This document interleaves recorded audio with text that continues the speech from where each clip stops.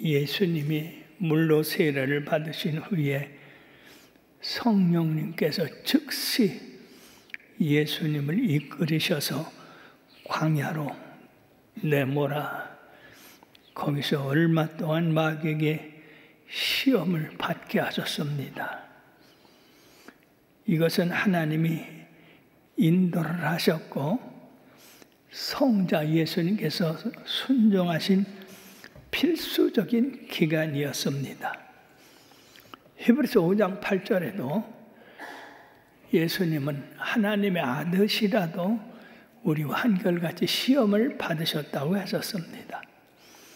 40일 금식하신 후에 주께서 줄이셨을 때 시험이 시작되었습니다.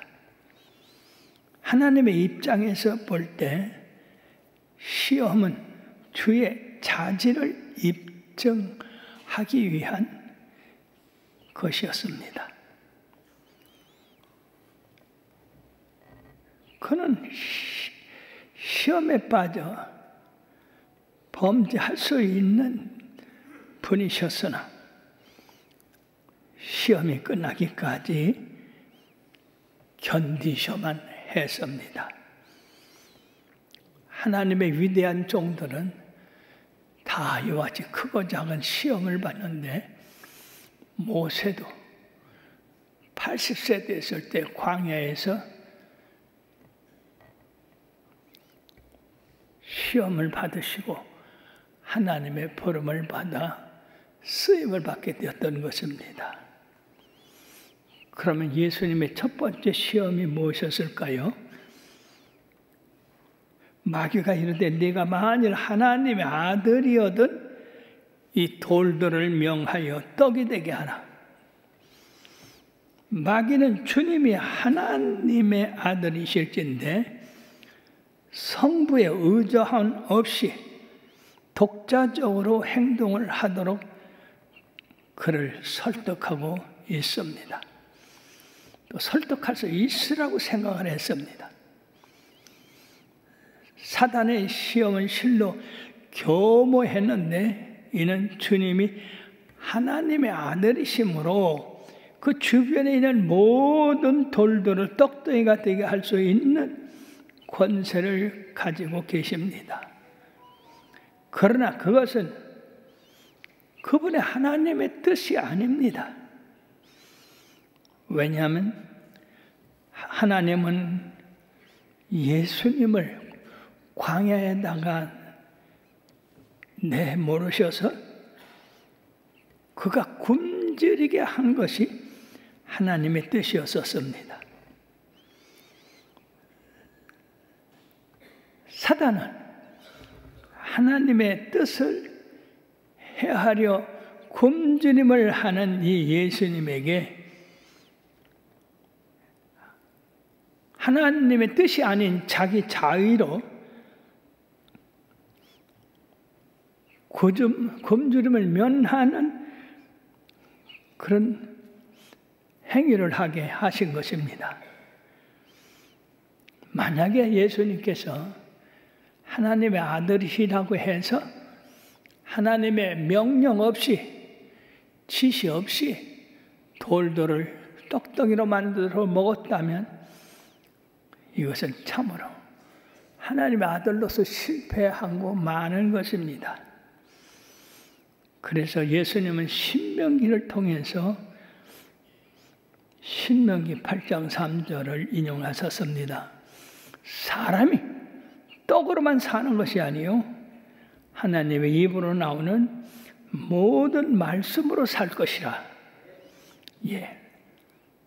예수님은 사람이 욕구를 채우는 것보다는 하나님의 말씀을 순종하는 것이 먼저라고 대답을 했던 겁니다.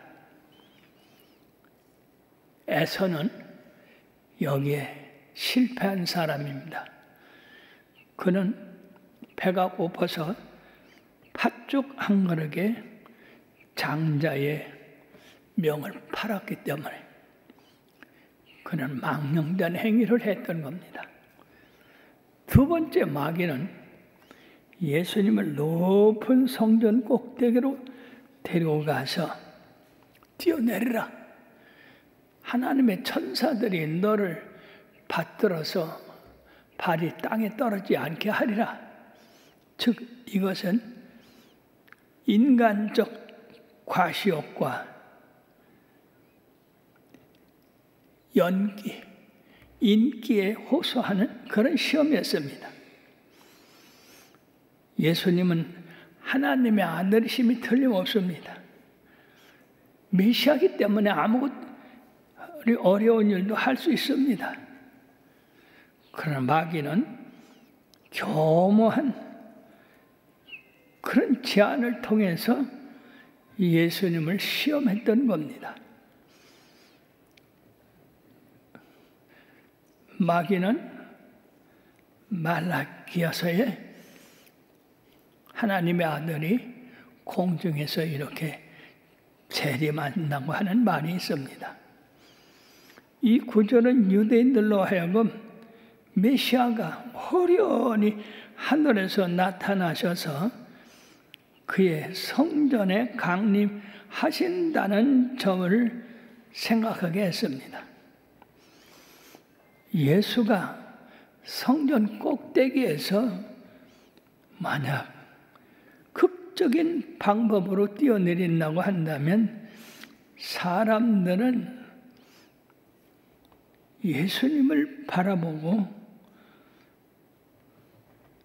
그가 참으로 놀라운 능력을 가졌다 할지 모르나 하나님은 바로 예수님이 그런 것을 통해서 사람의 시선을 모으고 사람들의 그 영광을 받게 하려고 시험하신 것이 아닙니다.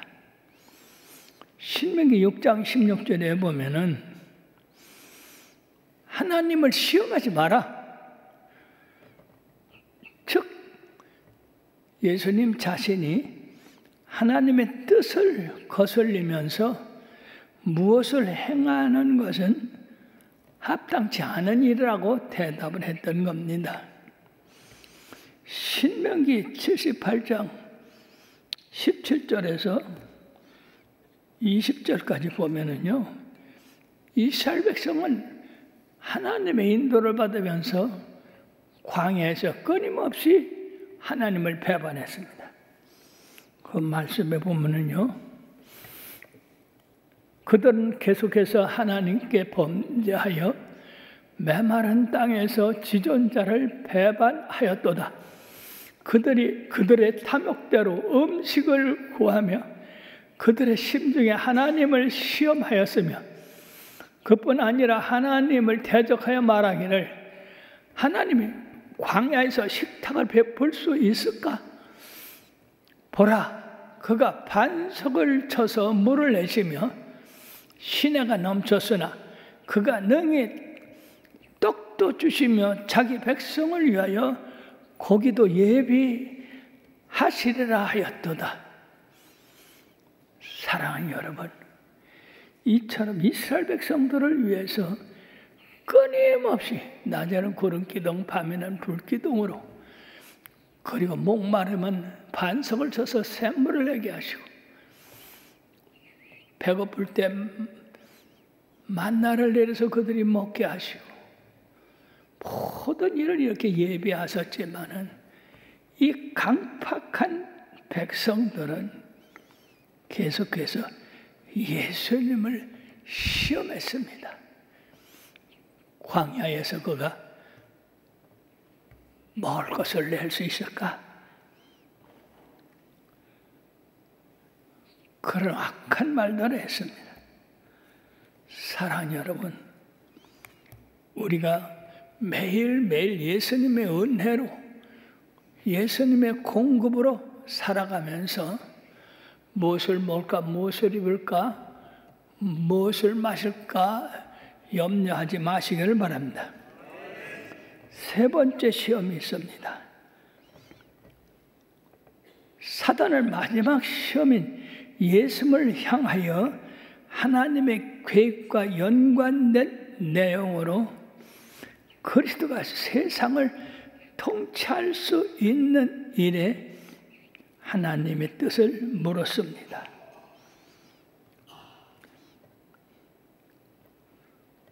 사탄은 친히 만국의 모든 영광을 보여주었습니다.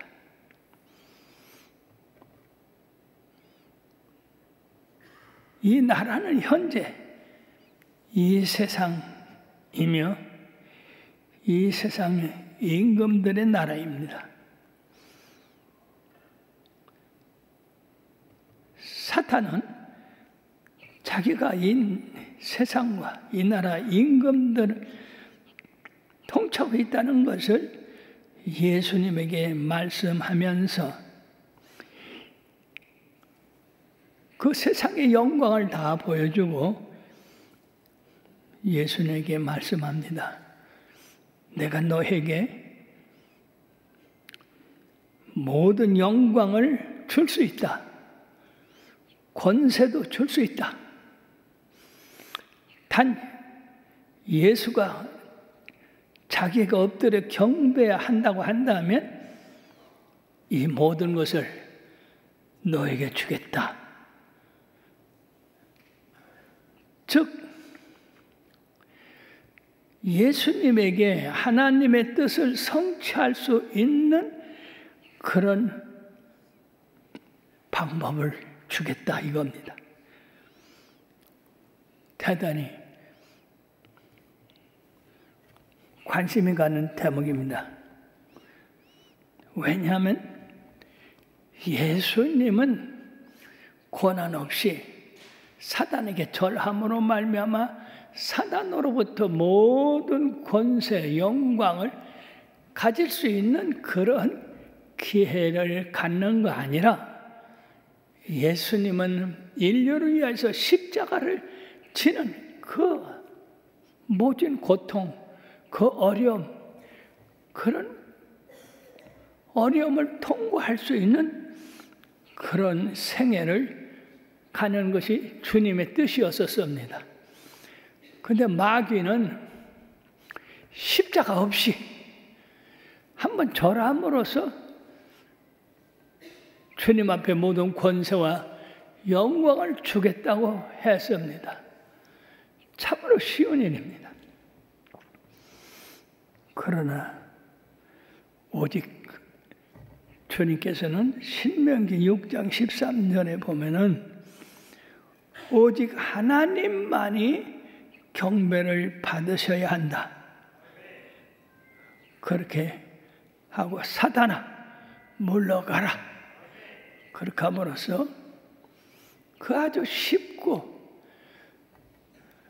많은 영광을 받을 수 있는 그 길을 우리 예수님은 물리쳐버리고 하나님께서 바로 어려운 길, 십자가의 길을 택하셨던 겁니다.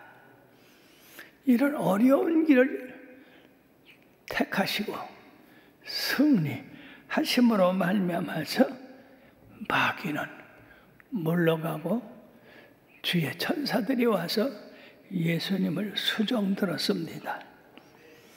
이 세상 살아가면서 이런 시험을 받는 일이 많이 있습니다. 폴리갑 교부는 86세에 로마 황제의 신을 절하라고 한 것에 대해서 나는 그럴 수가 없다. 예수님께서 나와 86년간 동행하시고 나를 한 번도 어그러지게 한 일이 없는데 지금 와서 그 예수님을 배반하라고 하느냐? 나는 예수님을 배반할 수 없다.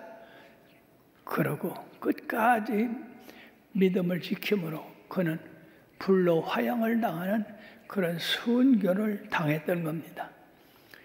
이와 같은 많은 사람들이 우상에게 절하지 아니함으로 해서 얼마나 많은 고통을 당하고 어려움을 당했습니까? 그래도 믿음으로 이걸 이겨나갈 때 우리들은 큰 승리를 할 수가 있어요. 일제 때 아버지와 아들이 함께 붙들려 갔습니다. 아들도 예수 잘 믿고 아버지도 예수 잘 믿는데 아들이 아버지 절대로 예수님을 부인하지 말고 우상에게 절하지 마세요. 힘을 내세요. 그랬더니 그 아버지가 아들을 향하여 얘야 내가 너를 걱정한다. 네가 우상에게 절하고 항복할까 봐 기도한다. 그러니 절대로 항복하지 마라. 그것까지 믿음을 지켜라.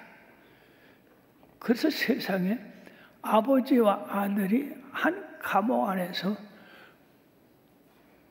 예수님을 부인하라고 그런 고통을 줌에도 불구하고 아버지와 아들이 다 함께 마귀에게 절하지 아니하고 예수 믿는 믿음을 가지고 그 핍박을 이겨서 아버지와 아들이 함께 한 자리에서 순교했다는 그런 말씀이 있습니다. 사랑하는 여러분, 참으로 귀한 말씀입니다. 우리는 그저 조그만 유익에도 불구하고 예수 안 믿는다, 또 모른다, 그런 말들을 하는 사람들이 많이 있는데 여러분이요, 이 우상에 절하는 거 쉽습니다. 모든 걸 다 준다고 합니다. 그러나 우리의 십자가는 바로 이런 걸 이기게 하는 겁니다. 십자가는 바로 어려움을 이기고 그리고 생명을 이기고 영생에 이르게 하는 것이 십자가의 정신입니다. 그러므로 사랑하는 여러분, 우리 예수 믿는 사람들이 아주 쉽게 이 마귀에게 넘어갈 수 있는 그런 기회들이 많이 있어요. 야, 너 예수 믿으면 뭐 먹을 거 주냐? 입을 거 주냐? 직장을 주더냐? 이라면서 우리가 세상과 함께 살기를 원하고 세상 사람들과 함께 어울리기를 원합니다. 참으로 우리가 간단한 것 같아도 이 모든 이해가 심히 어렵습니다. 제가 군에 갔는데요. 교회가 없어요. 그래서 예배를 보려면 이 일반 교회로 나가야 돼요. 교육생이기 때문에 인도자가 없어요. 그러다 보니까 한 40여 명을 데리고 이 교회에 나갔다 오기로 되어 있는데 교회 예배가 끝나고 돌아오는 길에 바로 거가 읍내였기 때문에 이 배고픈 운전병들이 전부 흩어져서 각자 그냥 가게방으로 들어가서 뭘 사 먹는 거예요. 나는 기가 막혔어요. 제가 인도를 했기 때문에. 그랬더니요. 이 높은 사람들이 그걸 다 봤네. 부대로 연락이 갔어요. 야, 너희들 어떻게 이 밤에 병사들을 내보내가지고 이렇게 시내에 흩어지게 하느냐. 들어갔더니 세상에 대표로 다 제가 매를 맞으래. 몇 명, 한 사람에 한 대, 40명이니까 40대를 맞으래. 그래서 주님을 위해서 내가 일하다가 많은 거니까 기꺼이 맞자. 그러고요, 엎드려 뻗쳐서 꽃갱이 자루로다가 이 선임아사가 때리는데 탁탁 소리를 내면서 세리한 것도 났더라. 한 대를 맞고 나니까 그냥 정신이 번쩍 들어서 저 벌떡 일어났어요. 그랬더니 또 2대, 3대 그래가지고 엎드려 뻗친 대로 7대를 맞았는데 신기하게 내 속에서 기쁨이 솟아오르더라고. 이야, 주를 위한 핍박이 이거구나. 순교라는 것이 이거구나. 그렇다면 내가 맞아 죽는 게 괜찮지. 그리고 내 마음 속에서 너무 큰 기쁨이 솟아올라서 웃었어요. 그 매를 맞으면서 기쁨이 충만해서 웃으니까 이 매를 때리던 선임아사가 두려웠는가 봐. 내가 웃으니까. 그러니까 꽃갱이 자루를 집어 던지고 7대 때리고 맙디다. 근데 7대가 얼마나 무서웠는지 한 달 후에 휴가를 와서 보니까 이 궁둥이가 시퍼리야 먹장 같다. 그래서 그 모습을 어머니한테 보일 수가 없어서 가리고 그랬는데요. 그때의 생각이 참 신기한 거예요. 꽃갱이 자루가 궁둥이에 떨어질 때 어떻겠어요? 살이 터지고 뼈가 아프고 그런 가운데서 기쁨이 솟아올랐다는 거예요. 이거는 성령님의 역사가 아니고는 그럴 수가 없는 겁니다. 그래서 순교자들이 순교하는 것 같아요. 주를 위해서 순교할 때 그들이 아프고 스테반 그 돌에 맞으면서도 웃으면서 하늘을 봤다 하는 겁니다. 여러분이요, 주님은 살아계십니다. 주님을 위해 핍박받을 때 우리는 주님께 영광을 돌리며 승리할 수가 있습니다. 이렇게 해서 이제 마귀는 예수님을 시험했던 시험에서 그냥 예수님으로부터 그냥 완패를 당하고 물러갔습니다. 재미있는 사실은 에덴 동산에서 하와를 겨냥했던 시험이 바로 광야에서 예수님을 향하여 시험했던 시험과 동일했다는 겁니다. 즉 식욕을 통해서 또 개인의 이익을 통해서 그리고 권세와 영광을 쉽게 얻을 수 있는 방법은 바로 마귀의 말을 듣고 선악과를 따먹는 것이라고 했는데 하와는 이것으로서 실패를 했습니다. 오늘날 이 사탄이 하나님을 믿는 백성들을 시험하는 시험은 옛날이나 지금이나 동일합니다.